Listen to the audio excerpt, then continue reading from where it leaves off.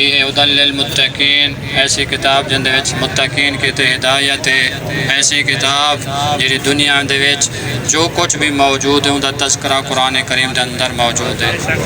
لا رطب ولا یابس الا فی کتاب مبین، تری و خشکی دی کوئی چیز ایسی نہیں جس دا ذکر قرآن دے اندر موجود نہ ہوئے۔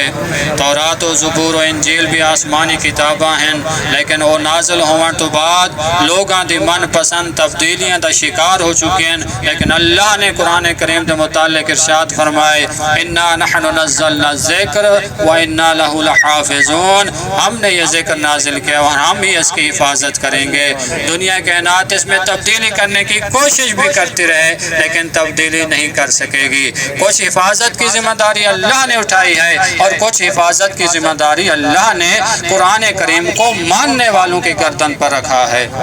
اب قرآن کریم کی ذمہ داری جو اللہ نے اٹھائی ہے تو اللہ کے وعدے میں کسی قسم کا اختلاف واقع نہیں ہو سکتا۔ ان اللہ لا یخلف المیعاد، اللہ جو وعدہ کرتا ہے اسے پورا کرتا ہے۔ اب ہماری ذمہ داری ہے کہ ہم قرآن کی حفاظت کریں، قرآن کا دفاع کریں، قرآن کی تعلیمات کو اپنے زندگی میں عملی اپنائیں۔ کیسے کہ قرآن کریم کی تعلیمات کو اپنے گھر میں، اپنے سکول، معاشرے میں، سوسائٹی میں، یونیورسٹی، کالج میں اور دنیا کائنات کے ہر کونے میں ہم مسلمان یہ ثابت کریں کہ ہم مسلمان ہیں، ہم لا الہ الا اللہ محمد رسول اللہ پر ایمان رکھتے ہیں، ہماری آسمانی کتاب قرآن ہے، ہم قرآن کے لیے جان تو دے سکتے ہیں لیکن اس کی حرمت کو پامال ہوتے نہیں دیکھ سکتے۔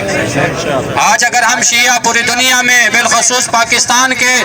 روڈوں پر کھڑے ہیں نماز جمعہ کے خطبہ کے بعد اپنے علماء و اکابرین کی ہدایت کے مطابق قرآن کی عظمت کی خاطر، قرآن کی بے حرمتی کی مخالفت میں اگر ہم نے یہ احتجاج کیا ہے، اس تپتی دھوپ میں ہم اللہ کو گواہ بنا کر یہ بات کر رہے ہیں اے اللہ تیری کتاب قرآن پر ہم ایمان رکھتے ہیں، اس قرآن کے لیے ہم اپنی جان تو دے دیں گے لیکن اس کی مخالفت کو برداشت نہیں کریں گے، اس کی بے حرمتی کو برداشت نہیں کریں گے۔ طول تاریخ نے جس نے بھی قرآن کی مخالفت کی، اس کی بے حرمتی کی، اسے جلایا یا جس انداز میں بھی بے حرمتی کی ہے اس پر اللہ کی بھی لعنت ہے، اللہ کے ملائکہ بھی لعنت ہے اور ہر کلمہ گو کی اس کے اوپر لعنت ہے۔ سویڈن کی حکومت ہو یا وہ جج ہو یا وہ ملعون جلانے والا ہو، قرآن جو جلایا جس نے اس کے اوپر اللہ کی لعنت ہے۔ لیکن ہم جو مسلمان ہیں، ہم جو کلمہ گو ہیں، کیا ہم قرآن کو مان رہے ہیں؟ قرآن کریم اللہ نے فرمایا وَاعْتَصِمُوا بِحَبْلِ اللَّهِ جَمِيعًا وَلَا تَفَرَّقُوا، اے لوگو، اے ایمان والو، اے مسلمانوں، اے کلمہ گو، اے نبی کی رسالت پر ایمان لانے والے، تم اپنے اندر تفرقہ پیدا نہ کرنا۔ وَاعْتَصِمُوا بِحَبْلِ اللَّهِ، دیکھو یہ اللہ کی مضبوط رسی ہے قرآن، اسے تھام کر رکھو، تفرقے میں نہ پڑو۔ اگر تم تفرقے میں پڑ گئے تو دنیا والے تمہارے اوپر حاکم بن جائیں گے اور تم محکوم بن کر رہ جائے گے۔ لیکن اللہ چاہتا ہے، اللہ اسلام کو عزت دے، اللہ مسلمان کو عزت دینا چاہتا ہے، اللہ مومن کو عزت دینا چاہتا ہے۔ دشمنان اسلام کی پہلی روش رہی ہے فرعون کے زمانے سے دیکھ کر لے کے آج تک بھی، اگر انہوں نے چاہا ہے کہ اسلام کو کمزور کریں، انہوں نے تفرقہ بازی کے ذریعے کمزور کیا۔ کبھی شیعہ سنی کی لڑائی، کبھی سیاسی لڑائی، کبھی مذہبی لڑائی، کبھی ملک کی لڑائی، ایسے دوسروں کو لڑاتے رہے اور اپنے مفادات کو اپنی ترقی کی جانب لے جاتے رہے۔ میں اس محفل میں مختصر کرتا ہوں، مسلمان ایسے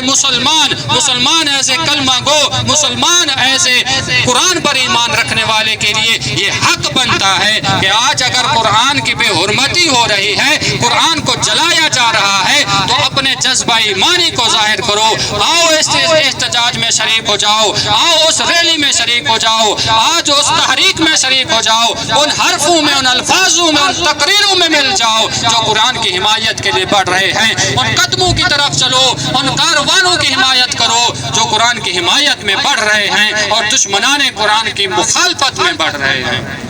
اور اس پر امن احتجاج کے ذریعہ ہم حکومت وقت سے بھی اس چیز کا مطالبہ کرتے ہیں، سفارتی کونسل کے ذریعہ، سفارتی تعلقات کے ذریعہ، OIC کے ذریعہ اور دیگر مسلم ممالک کے ذریعہ مل بیٹھ کر کوئی ایسا لاہ عمل تیار کیا جائے کہ دشمنان اسلام نہ قرآن کی توہین کر سکے، نہ نبی مرسل کی توہین کر سکے، نہ مقامات مقدسہ کی توہین کر سکے، نہ اصحاب کرام کی توہین کر سکے۔ آج پوری دنیا میں افراتفری ہے، مسلمانوں کو لڑایا جا رہا ہے، کبھی اصحاب کی توہین کے ذریعہ، کبھی ازواج کی توہین کے ذریعہ، اور کبھی مقامات مقدسہ پر حملہ کر کے۔ اور دیکھیں بیت المقدس جو مسلمانوں کا قبلہ اول تھا، آج مسلمانوں کی اسی تفرقہ بازی کی وجہ سے وہ اسرائیل کے قبضے میں ہے،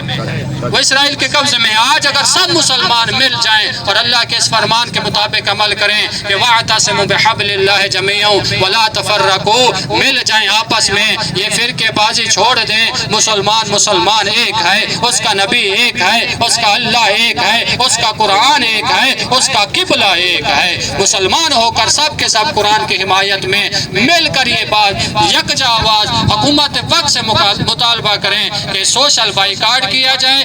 ملکی بائیکاٹ کیا جائے، سویڈن کی تمام تر پروڈکٹ اگر پاکستان میں لائی جاتی ہیں ان کا بائیکاٹ کیا جائے، اور مل بیٹھ کر تمام اسلامی ممالک کوئی ایسا قانون اقوام متحدہ کے ذریعے، دیکھیں یہ ہے قرآن کریم کے ساتھ تمسک کہ آیت اللہ سستانی متظلہ العالی نے اقوام متحدہ کے سیکٹری کو یہ خط لکھا ہے اور یہ بیان فرمایا ہے کہ سیکٹری تو پوری دنیا میں ہماری طرف سے یہ اعلان کر دے، اب تک ہم نے بہت برداشت کر لیا، اب اگر قرآن کی کسی نے مخالفت کی، قرآن کی بے حرمتی کی، قرآن کو جلایا گیا، تو پھر ہمارے قہر و غضب سے کوئی نہیں بچ سکے گا۔ اللہ کی بارگاہ میں دعا گو ہوں کہ اللہ نے جس طرح وعدہ کیا ہے قرآن کی حفاظت کا، ہمیں بھی قرآن کی حفاظت اور دفاع کی توفیق نصیب فرمائے۔ اللہ ہمارے اس پرامن مظاہرے کو، احتجاج کو قرآن کی حمایت میں قبول و منظور فرمائے۔ اللہ ہمیں قرآن کے ساتھ متمسک رہنے کی توفیق نصیب فرمائے۔ اللہ ہمیں قرآن کی تعلیمات پر عمل کرنے کی توفیق نصیب فرمائے۔ اللہ ہمیں قرآن کے صدقے ہر قسم کی آفات و بلیات سے محفوظ فرمائے۔ اللہ قرآن کے صدقے میں تمام مسلمین، تمام مومنین کو آپس میں اتحاد و اتفاق نصیب فرمائے۔ اللہ قرآن کریم کے صدقے میں ہماری مالی اور مشکل جو ملکی حالات خراب ہیں، اللہ ان حالات کو بہتر بنائے۔ اللہ رحمت کی بارش عنایت فرمائے۔ دشمنان اسلام، دشمنان قرآن اور دشمنان مقدسات اسلام کو اللہ نیست و نابود فرمائے۔ عالم اسلام کو ترقیاں نصیب فرمائے اور عدل و انصاف کو پوری دنیا میں قائم فرمائے، اور اس عدل و انصاف کو قائم کرنے والے ہادی برحق حجت خدا امام زمان علیہ السلام کے ظہور میں تعجیل فرمائے۔ ہم سب کو اللہ امام علیہ السلام کی زیارت و معرفت نصیب فرمائے۔ ربنا آتنا فی الدنیا حسنۃ وفی الآخرۃ حسنۃ وقنا عذاب النار بحق محمد و آلہ الاطہار، بآواز بلند صلوات۔